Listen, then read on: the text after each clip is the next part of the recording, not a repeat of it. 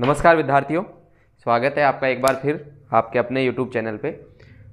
विद्यार्थियों, जो हमारा अध्याय चल रहा है आपकी दूसरी पुस्तक का, भारत लोक और अर्थव्यवस्था पुस्तक कक्षा 12, जो अध्याय 4 है जल संसाधन, कुछ बातें हमने उसमें कर ली हैं। विश्व में जल का वितरण, भारत में जल की क्या स्थिति है, जल के उपयोग से संबंधित कहाँ जल का सर्वाधिक उपयोग किया जा रहा है,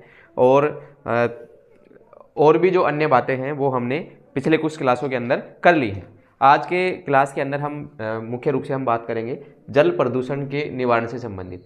तो जल प्रदूषण के बारे में हमने पढ़ा, जल के गुणों के अंदर ह्रास जो हो रहा है उसके बारे में हमने पढ़ा पिछली क्लास के अंदर। और आज हम बात करेंगे विद्यार्थियों किसके बारे में, मुख्य रूप से जल प्रदूषण का निवारण। जल प्रदूषण का निवारण क्यों आवश्यक है? बढ़ती हुई जनसंख्या और गुणवत्तापूर्ण जल की जो आपूर्ति है वो लगातार क्या होती जा रही है, कम होती जा रही है, जिसकी वजह से हमें जल संरक्षण और के जो उपाय हैं वो हमें करने आवश्यक हो गए हैं। अब उसके लिए सरकार के द्वारा किस प्रकार के प्रयास किए जा रहे हैं, विभिन्न प्रकार की जो नीतियां हैं और विभिन्न प्रकार के जो कानून हैं वो सरकार के द्वारा बनाए गए हैं, लेकिन उनको प्रभावशाली ढंग से अभी लागू नहीं किया जा सका है। तो सरकार को प्रभावशाली ढंग से उनको लागू किया जाना चाहिए, सरकार के द्वारा उनको लागू किया जाना चाहिए। हम देखेंगे इस वीडियो क्लास के अंदर कि कौन कौन से प्रयास हैं जो भारत सरकार के द्वारा किए गए हैं, अभी तक कौन कौन से कानून ऐसे बनाए गए हैं। और हम ये भी देखेंगे कि देश के अंदर प्रदूषण की स्थिति कैसी है, जल प्रदूषण की स्थिति, कौन सी नदियां हैं भारत की जो सर्वाधिक प्रदूषित हैं और कहाँ उनका जल सर्वाधिक प्रदूषित है। इन सब के बारे में हम आज की क्लास में बात करने वाले हैं। तो चलिए विद्यार्थियों, शुरुआत करते हैं आज की क्लास की। आज का जो मुख्य जो हमारा फोकस रहेगा वो रहेगा जल प्रदूषण के निवारण से। निवारण किस प्रकार से हम कर सकते हैं और क्या प्रयास सरकार के द्वारा उसके लिए किए गए हैं, इन सब के बारे में हम आज की क्लास में बात करेंगे। ठीक है, तो चलिए शुरुआत करते हैं। उपलब्ध जल संसाधनों को का तेजी से निम्नीकरण हो रहा है। तो जो हमारे पास में जल संसाधन है उनका तेजी से क्या हो रहा है विद्यार्थियों, निम्नीकरण हो रहा है। हमने पिछले वीडियो के अंदर भी बात की थी कि जो हिमालय क्षेत्र की जो नदियां हैं, तो जब तक वो ऊपरी पहाड़ी भागों के अंदर जब वो चलती हैं तो ऊपरी पहाड़ी भागों के अंदर जल का जो गुणवत्ता होती है वो बहुत ही अच्छी होती है। लेकिन जैसे ही नदियां मैदानी भागों के अंदर प्रवेश करती हैं तो मैदानी भागों में उनके अंदर उद्योग धंधों का जो अपशिष्ट है वो उसके अंदर आकर के मिल जाता है। और जो आपके कृषि के खेतों का जो, क्योंकि रासायनिक प्रयोग ज़्यादा, रसायनों का प्रयोग हम ज़्यादा करते हैं खेतों के अंदर, तो उसका जो खेतों के ऊपर से जो पानी बह करके आता है उसका जो अपशिष्ट है वो भी खेतों नदियों के अंदर पहुंच जाता है। तो उसकी वजह से जल की जो गुणवत्ता है उसके अंदर कमी आ रही है। तो हमने इसके बारे में पहले बात की थी। अब हम देखते हैं कि मैदानों के अंदर नदी जल का उपयोग गहन रूप से किसके अंदर होता है विद्यार्थियों, कृषि कार्य के लिए होता है। मैदानी भागों के अंदर नदी जल का उपयोग गहन रूप से कृषि कार्य करने के लिए होता है, पीने के लिए होता है, घरेलू और औद्योगिक उद्देश्य के लिए किया जाता है। तो हम ये देख रहे हैं इसके अंदर कि जल का जो उपयोग है वो कहाँ पर होता है, मैदानी भागों के अंदर। तो मैदानी भागों में जल का जो उपयोग है वो किस लिए होता है विद्यार्थियों, एक तो कृषि कार्य करने के लिए होता है, एक तो किस लिए, किसके काम में हम नदी जल का उपयोग करते हैं, एक तो कृषि के लिए काम में लेते हैं, दूसरा हम पीने के लिए भी इस जल का क्या करते हैं, उपयोग करते हैं। और घरेलू कार्यों के अंदर, घरेलू सब्जियां वगैरह बनाने के लिए या नहाने धोने के लिए, उन सब में घरेलू कार्यों के अंदर इसको काम में लिया जाता है। और औद्योगिक उद्देश्यों के लिए यानी कि उद्योग धंधों के अंदर भी नदी जल का उपयोग किया जाता है। ठीक है, तो ये बात नदी का जल का उपयोग हम किस प्रकार से कर रहे हैं मैदानी भागों में उससे संबंधित है। फिर हम बात करें आगे अपवाहित जल के साथ, यानी कि जो अपवाहित जल है यानी कि जो जल बह करके आता है, उस अपवाहित जल के साथ में बहुत सारे जो अपशिष्ट जो पदार्थ हैं वो आकर नदी के अंदर मिल जाते हैं, जिससे कि नदी के जल की जो गुणवत्ता है वो धीरे धीरे क्या हो जाती है विद्यार्थियों, खराब हो जाती है। तो कौन से अपशिष्ट पदार्थ आते हैं नदी के जल के साथ में बह करके, तो अपवाहित जल के साथ कृषिगत, यानी कि कृषिगत क्या आते हैं विद्यार्थियों, तो उर्वरक और कीटनाशक। क्योंकि खेतों के अंदर आपको पता है कि बहुत अधिक मात्रा में हम किसका उपयोग करते हैं, उर्वरकों का प्रयोग करते हैं।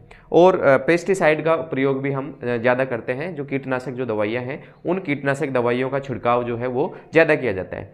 क्योंकि अभी जो हाई यील्ड वैरायटी के जो बीज हम काम में ले रहे हैं, जो अधिक उत्पादन देने वाले हैं, वो अधिक उत्पादन कब दे पाते हैं, जब उनके अंदर हम रासायनिक जो खाद हैं, यूरिया है, DAP है, इनका प्रयोग क्या करते हैं, ज़्यादा करते हैं। और ऐसे जो फसलें हैं उनके अंदर कीट का जो प्रभाव है, यानी कि जो कीड़े वगैरह हैं उसके अंदर ज़्यादा लगते हैं, तो उसके बचने के लिए भी उसके अंदर जो कीटनाशक जो दवाइयाँ हैं उनका प्रयोग क्या किया जाता है, ज़्यादा किया जाता है। फिर यही कीटनाशक और ये जो हम जो खाद जो डालते हैं, रासायनिक खाद जो हम डालते हैं उसके अंदर, वो पानी के साथ में बह करके और वो कहाँ तक पहुँच जाता है विद्यार्थियों, नदियों तक पहुँच जाता है। और वो नदियों में पहुंच करके नदी जल की गुणवत्ता को क्या कर देता है, खराब कर देता है। फिर हम बात करें घरेलू, यानी कि पहला तो कौन सा, वायु जल के साथ कृषिगत। तो कृषिगत से तो कौन से आएंगे, एक तो रासायनिक खाद और कीटनाशक जो दवाइयाँ हैं वो पानी के साथ में बह करके नदियों तक पहुँच जाती हैं।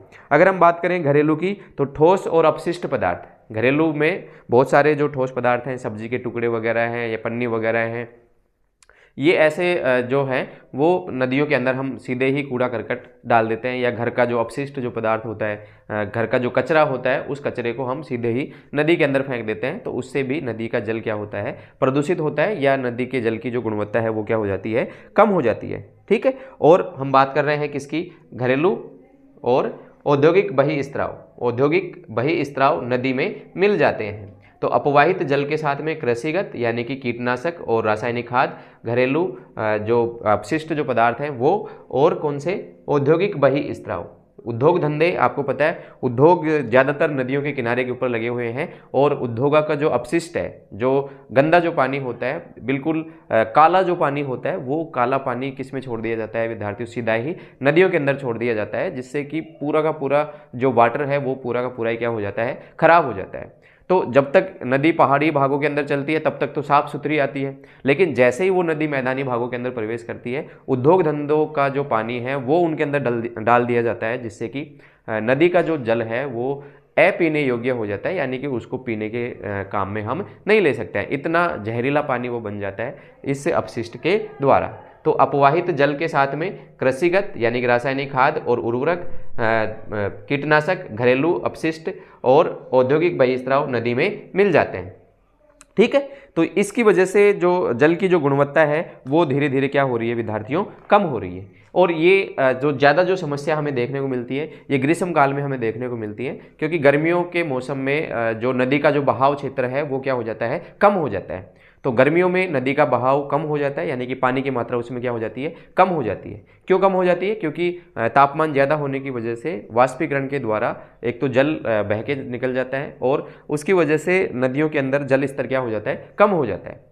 तो जल स्तर कम होने की वजह से ये जो प्रदूषक इसके अंदर जो मिले हुए हैं नदियों के जल में, ये और भी खतरनाक हो जाते हैं। और ऐसे जल का प्रयोग करने से निश्चित रूप से जलीय जो जीव जंतु है उनको भी बहुत हानि होती है, और मानव जीवन को भी उससे बहुत हानि होती है। ठीक है। अब ये जो प्रदूषण है उस प्रदूषण के नियंत्रण के लिए या उसके पानी की गुणवत्ता की मॉनिटरिंग के लिए एक दो संस्था जो काम कर रही हैं, जो संस्थाएं जो काम कर रही हैं, वो केंद्र स्तर पर भी और राज्य स्तर पर भी इस प्रकार की संस्थाएं काम कर रही हैं। अगर हम बात करें केंद्रीय स्तर पर, तो केंद्रीय प्रदूषण नियंत्रण बोर्ड, कौन सा बोर्ड है विद्यार्थियों, केंद्रीय प्रदूषण नियंत्रण बोर्ड, और इसका इंग्लिश में भी नाम रखना, ध्यान रखना, CPCB।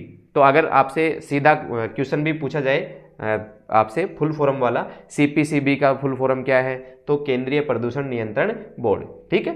तो केंद्रीय नियंत्रण प्रदूषण बोर्ड और राज्य प्रदूषण नियंत्रण बोर्ड, दोनों ही बोर्ड अलग हैं। केंद्रीय प्रदूषण नियंत्रण बोर्ड तो केंद्र के अधीन है, और किसी राज्य विशेष का राज्य प्रदूषण नियंत्रण बोर्ड के साथ में मिलकर के 507 स्टेशनों के द्वारा, कितने स्टेशन लगाए गए हैं विद्यार्थियों, 507 ऐसे स्टेशन लगाए गए हैं अलग अलग क्षेत्रों के अंदर। 507 ऐसे स्टेशन स्थापित किए गए हैं जहां से पानी की गुणवत्ता की क्या रखी जाती है, मॉनिटरिंग की जाती है। ठीक है। तो 507 स्टेशनों के द्वारा राष्ट्रीय जल संसाधनों की गुणवत्ता की मॉनिटरिंग की जा रही है। तो कितने स्टेशनों के द्वारा यह गुणवत्ता की मॉनिटरिंग की जा रही है विद्यार्थियों, तो 507 ऐसे स्टेशन लगा रखे हैं, किसने, केंद्रीय प्रदूषण नियंत्रण बोर्ड यानी कि CPCB। ठीक है। तो केंद्रीय प्रदूषण नियंत्रण बोर्ड ने राज्य प्रदूषण नियंत्रण बोर्डों के साथ में मिलकर के पूरे देश के अंदर कितने 507 ऐसे स्टेशन लगा रखे हैं जिन स्टेशनों से जल संसाधनों की गुणवत्ता की मॉनिटरिंग की जा रही है। तो ये बात भी आपको ध्यान रखनी है कि जल संसाधनों की गुणवत्ता की मॉनिटरिंग के लिए कौन सा संस्थान उत्तरदायी है। तो कौन सा संस्थान है विद्यार्थियों? केंद्रीय प्रदूषण नियंत्रण बोर्ड। केंद्र के अंदर तो है केंद्रीय प्रदूषण नियंत्रण बोर्ड और राज्यों के अंदर है राज्य प्रदूषण नियंत्रण बोर्ड। तो ये दोनों ही जो बोर्ड हैं ये आपस में मिलकर के काम कर रहे हैं और पूरे देश के अंदर ऐसे 507 स्टेशन लगाए गए हैं जहां से गुणवत्ता की क्या रखी जाती है, मॉनिटरिंग वहां से की जाती है। इन मॉनिटरिंग केंद्रों से ये जानकारी मिली है कि देश के अंदर जो सबसे जो प्रदूषित नदियां हैं, देश में सबसे जो प्रदूषित जो पानी है, प्रदूषित नदियां हैं, वो कौन सी हैं विद्यार्थियों? गंगा और यमुना, जो हमारे देश की सबसे पवित्र नदी है, जिसको आदिकाल से ही भारत की सबसे पवित्र नदियों में जिसको माना जाता है वो कौन सी? गंगा नदी। और देश में सबसे अधिक प्रदूषित नदी भी कौन सी है विद्यार्थियों? गंगा नदी। ये बड़ी ही सोचने की जो बात है, क्योंकि धार्मिक कार्यकलापों की वजह से भी बहुत सारे जो प्रदूषक हैं वो नदियों के अंदर पहुंचा दिए जाते हैं। जैसे मान लो अंतिम संस्कार के बाद में किसी व्यक्ति की डेथ हो जाती है, अंतिम संस्कार के बाद में उसकी अस्थियों का विसर्जन भी हम कहाँ कर देते हैं? उसी नदी के अंदर कर देते हैं।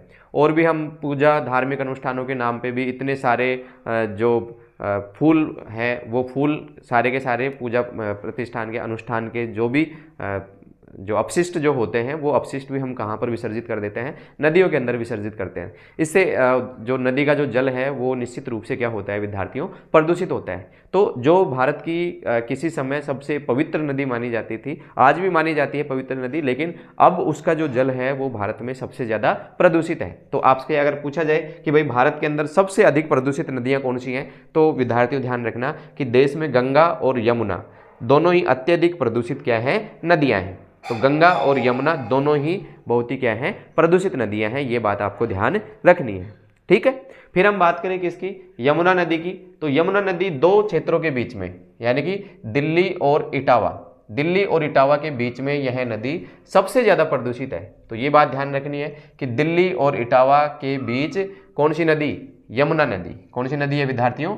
यमुना नदी देश में सबसे अधिक प्रदूषित नदी है। तो देश की सबसे अधिक प्रदूषित नदी कौन सी है विद्यार्थियों? यमुना नदी। और यमुना नदी सबसे ज़्यादा प्रदूषित कहाँ है? दिल्ली और इटावा के बीच में। दिल्ली और इटावा के बीच में क्यों है विद्यार्थियों? क्योंकि यहाँ पर उद्योग धंधे क्या है विद्यार्थियों? ज़्यादा हैं। उद्योग धंधे यहाँ पर क्या मिलते हैं? हमें ज़्यादा मिलते हैं। और इन उद्योग धंधों की वजह से यहाँ जल क्या है? बहुत ही ज़्यादा प्रदूषित, यानी कि मानव के लिए ये पूरी तरीके से अनुपयोगी जल है, ठीक है।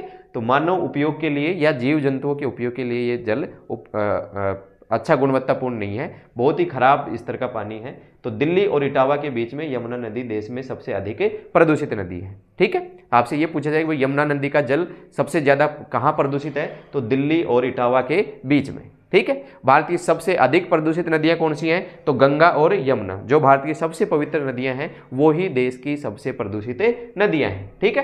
तो गंगा और यमुना नदी कहाँ सबसे ज़्यादा प्रदूषित है? दिल्ली और इटावा। कमेंट बॉक्स के अंदर भी आप लिख दीजिए कहाँ पर है सबसे ज़्यादा प्रदूषित कहाँ है यमुना नदी? तो दिल्ली और इटावा के बीच में यह क्या है? सबसे ज़्यादा प्रदूषित है। तो ये बात आपको ध्यान रखनी है। फिर हम बात करें दूसरी प्रदूषित नदियाँ। और भी नदियाँ हैं ऐसे देश के अंदर जो क्या है? प्रदूषित है। तो दूसरी कौन सी नदियां हैं जो प्रदूषित हैं? जैसे अहमदाबाद के अंदर कौन सी नदी है विद्यार्थियों? साबरमती। अहमदाबाद में कौन सी नदी है? साबरमती। तो साबरमती नदी अहमदाबाद में। अहमदाबाद कौन से राज्य के अंदर है? ये आप कमेंट बॉक्स के अंदर आप जरूर बता देना कि अहमदाबाद कहाँ पर है। तो अहमदाबाद के अंदर कौन सी नदी है सबसे ज़्यादा प्रदूषित? साबरमती नदी। लखनऊ के अंदर कौन सी नदी है विद्यार्थियों? गोमती नदी। हैदराबाद मूसी नदी के किनारे पे बसा हुआ है। और हैदराबाद के अंदर कौन सी नदी है सबसे प्रदूषित? मूसी नदी। तथा कानपुर और वाराणसी के अंदर कौन सी नदी है विद्यार्थियों? गंगा। तो ये भारत की अन्य प्रदूषित नदियां हैं। शहरों के आसपास वाला जो क्षेत्र है वो सबसे ज़्यादा प्रदूषित है। अहमदाबाद में साबरमती नदी, लखनऊ में गोमती, हैदराबाद में मूसी तथा कानपुर और वाराणसी में कौन सी नदी है? गंगा नदी है। मेरे साथ में आप बोलिए, अहमदाबाद में कौन सी? साबरमती, लखनऊ में गोमती, हैदराबाद में मूसी तथा कानपुर और वाराणसी में कौन सी नदी है विद्यार्थियों? गंगा नदी, ठीक है। और दिल्ली और इटावा के बीच में कौन सी नदी है? यमुना नदी सबसे ज़्यादा प्रदूषित है। तो इस बात को आपको ध्यान में रखना है। अहमदाबाद में कौन सी? साबरमती। लखनऊ में कौन सी? गोमती। हैदराबाद में मूसी और कानपुर और वाराणसी में कौन सी नदी है? गंगा नदी। अब ये सारी की सारी नदियां यहाँ पर क्यों प्रदूषित है विद्यार्थियों? क्योंकि यहाँ पर क्या है, उद्योग धंधे क्या हैं? ज़्यादा औद्योगिक हब हैं ये सारे के सारे जो नगर हैं ये औद्योगिक हब हैं। उद्योग धंधे यहाँ बहुत ही अधिक संख्या में हैं और उद्योग धंधों का जो अपशिष्ट है, उद्योग का जो गंदा जो पानी आता है वो सीधा ही कहाँ पर डाल दिया जाता है? नदियों के अंदर डाल दिया जाता है। इसलिए इन नगरों के अंदर जो नदियाँ हैं वो बहुत ही ज़्यादा क्या है? प्रदूषित है। ठीक है, तो भारत की सबसे प्रदूषित नदी कौन सी है? गंगा और यमुना। दिल्ली और इटावा के बीच में कौन सी नदी? यमुना नदी सबसे प्रदूषित है। अहमदाबाद में कौन सी नदी प्रदूषित है? साबरमती। लखनऊ में कौन सी? गोमती। हैदराबाद में मूसी तथा कानपुर और वाराणसी में कौन सी नदी प्रदूषित है विद्यार्थियों? गंगा नदी प्रदूषित है। ठीक है, तो ये तो बात की हमने किसके बारे में विद्यार्थियों? नदियों के बारे में, कि भारत में नदियों की क्या स्थिति है। अब हम बात करते हैं किसकी? भूम जल की, यानी कि भूमिगत जल की। अगर हम देखें तो भूमिगत जल प्रदूषण देश के विभिन्न भागों में किसके कारण से है विद्यार्थियों? एक तो भारी जो पदार्थ हैं, विषैले जो धातुएं हैं, वो धातुएं इसके अंदर पहुंच गई हैं। तो भूमिगत जो जल है, भूमिगत जल में जैसे मान लो कि कहीं उद्योग धंधे का जो अपशिष्ट है वो धरातल के ऊपर आकर के गिर गया, तो धीरे धीरे पानी रिसता हुआ प्रदूषक भी उसके साथ में जाते हुए और भूमिगत जल तक पहुंच जाते हैं। तो ऐसे जल की वजह से भूमिगत जल क्या हो जाते हैं? प्रदूषित हो जाते हैं। तो आपसे अगर ऐसा प्रश्न पूछा जाए कि भाई भूमिगत जल के प्रदूषण के कौन से स्रोत हैं या भूमिगत जल प्रदूषण किस कारण से होता है, तो कौन से कारण है विद्यार्थियों? कौन से ऐसे प्रदूषक हैं जो उसके अंदर मिलते हैं? तो भूमिगत जल या भूम जल प्रदूषण के विभिन्न भागों में भारी या विषैली धातुओं, फ्लोराइड और नाइट्रेट के संकेंद्रण के कारण होता है। तो भूमिगत जल प्रदूषण किस कारण से होता है विद्यार्थियों?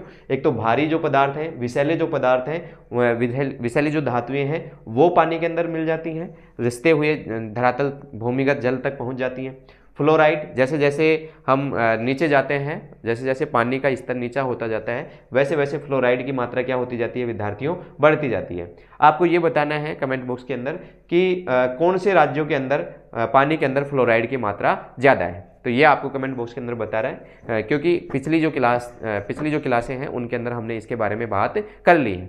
और आपको ये भी बताना है कि आर्सेनिक की जो मात्रा है वो कौन से भागों के अंदर ज़्यादा मिलती है, यानी कि कहाँ के भूमिगत जल में आर्सेनिक की मात्रा ज़्यादा मिलती है। तो कौन से राज्य हैं जहाँ आर्सेनिक की मात्रा ज़्यादा मिलती है और कौन से वो राज्य हैं जहाँ पर फ्लोराइड की मात्रा क्या मिलती है, भूमिगत जल में ज़्यादा मिलती है। ये आपको विद्यार्थियों कमेंट बॉक्स के अंदर बता देना है। अगर आपको वीडियो पसंद आता है तो आप वीडियो को लाइक भी कर दीजिए, और आप जब लाइक करते हो तो एक मोटिवेशन मिलता है एक कार्य करने का, तो आप ज़रूर लाइक कीजिए और चैनल को भी सब्सक्राइब कीजिए, ज़्यादा से ज़्यादा कमेंट भी कीजिए आप चैनल के ऊपर, ताकि और जो विद्यार्थी हैं उन बच्चों तक भी हमारा वीडियो पहुंच सके। ठीक है, तो धातुओं, फ्लोराइड और नाइट्रेट के संकेंद्रण के कारण भूमिगत जल जो है वो क्या होता है विद्यार्थियों? प्रदूषित होता है।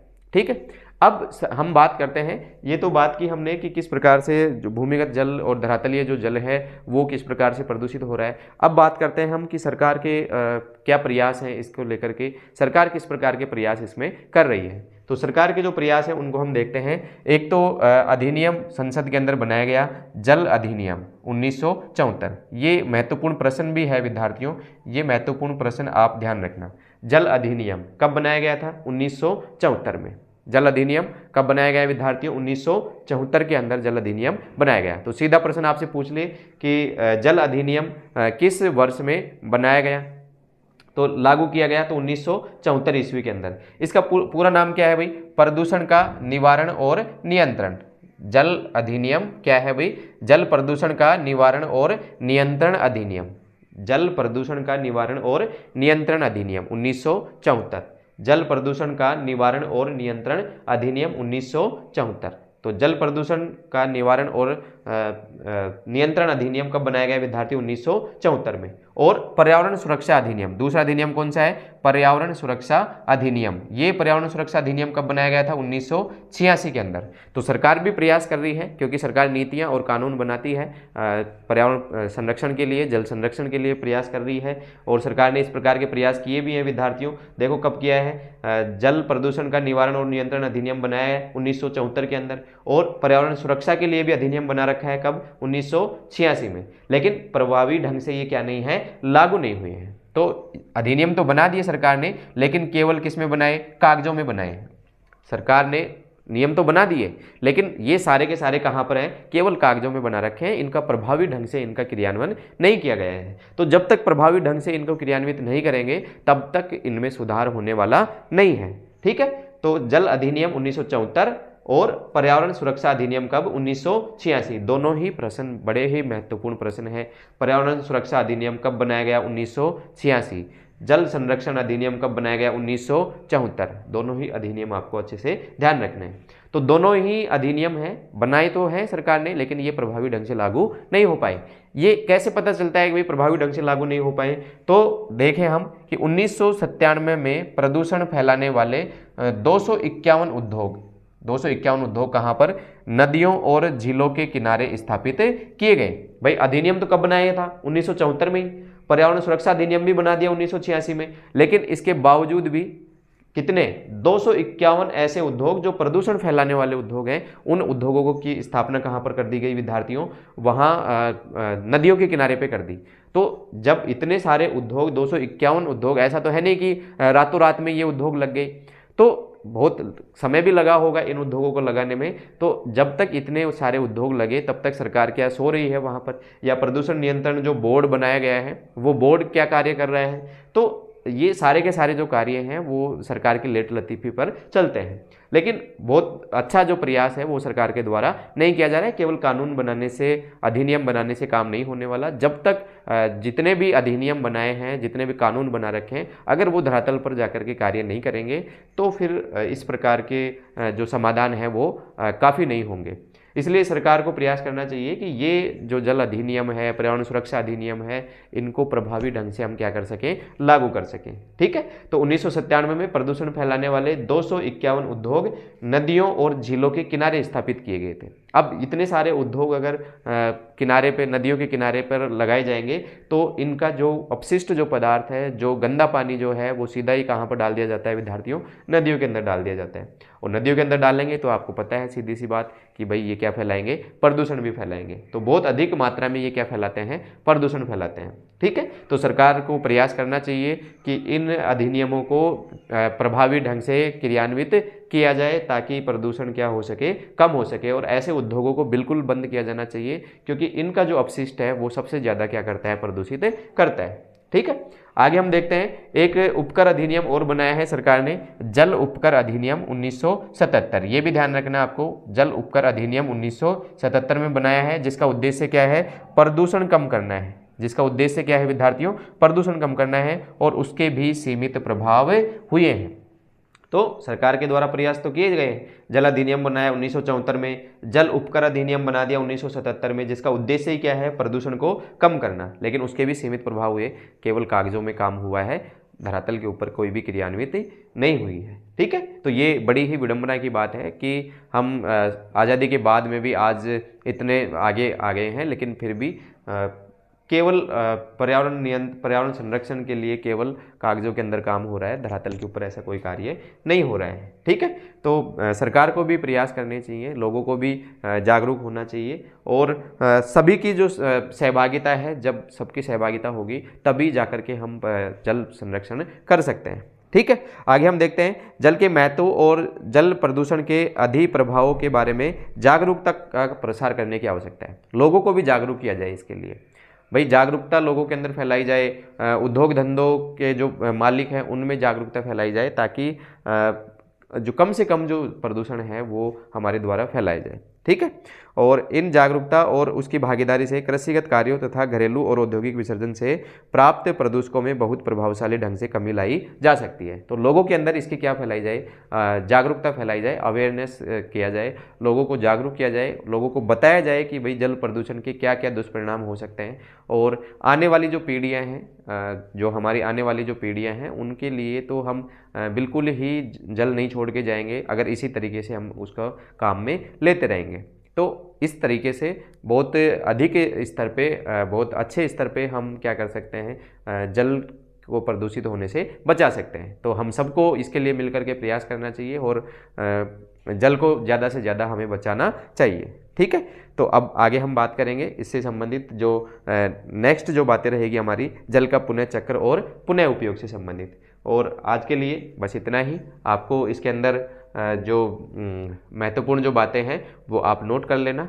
ध्यान रखना कि केंद्रीय प्रदूषण नियंत्रण बोर्ड और राज्य प्रदूषण नियंत्रण बोर्ड एक साथ में मिलकर के 507 ऐसे स्टेशन लगा रखे हैं जो गुणवत्ता की मॉनिटरिंग, जल संसाधनों की गुणवत्ता की मॉनिटरिंग इनके द्वारा की जा रही है। और कौन सी नदियाँ सबसे प्रदूषित हैं? तो भारत की सबसे पवित्र नदियाँ सबसे प्रदूषित हैं, तो गंगा और यमुना सबसे प्रदूषित नदी है। ठीक है, तो सारी की सारी बातें हैं वो आप अपने नोट डाउन कर लेना और एक बार अच्छे से इसका रिवीजन कर लेना। और परीक्षाएं आपके नज़दीक हैं, बहुत ही अच्छे से आप मेहनत करिए, निश्चित रूप से आपको सफलता मिलेगी। ठीक है विद्यार्थियों, मिलते हैं नेक्स्ट वीडियो के अंदर, तब तक के लिए दीजिए इजाज़त। नमस्कार।